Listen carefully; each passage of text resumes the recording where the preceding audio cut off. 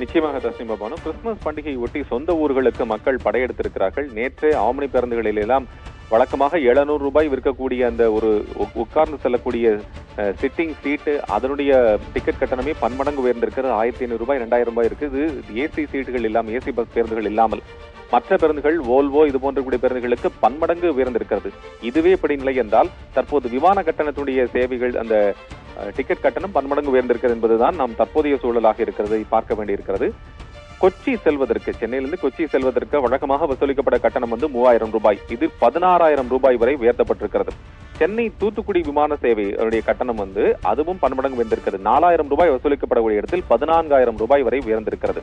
சென்னை கோவை 3,315 ரூபாயிலிருந்து 14,000 ரூபாய் வரை உயர்த்தப்பட்டிருக்கிறது. அதே போல சென்னையுடைய மத்திய பகுதிகளுக்கு, தமிழகத்தினுடைய மத்திய பகுதியாக இருக்கக்கூடிய திருச்சி செல்வதற்கு 2,579 ரூபாயாக இருந்த கட்டணம் 9,555 ரூபாய் வரை உயர்த்தப்பட்டிருக்கிறது.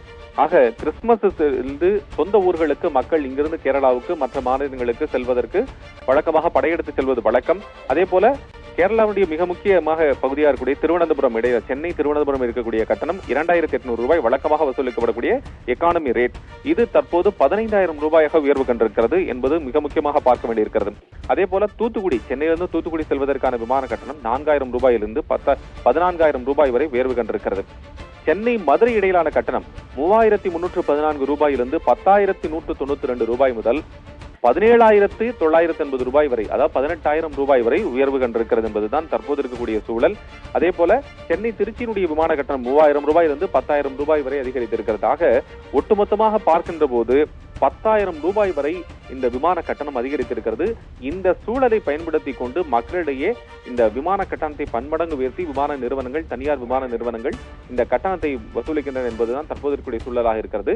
இதற்கு கடுமையான கண்டனங்கள் எழுந்த போதும் கூட நிச்சயமாக போக வேண்டிய சூழல் இருப்பதனால் மக்கள் அந்த தொகையும் கொடுத்து செல்வதற்கு தயாராக இருக்கிறார்கள். ஆனால் அரசு தலையிட்டு உடனடி நடவடிக்கை எடுக்க வேண்டும் என்றும் கோரிக்கை வைத்திருக்கிறார்கள். தஸ்னிமா பானு.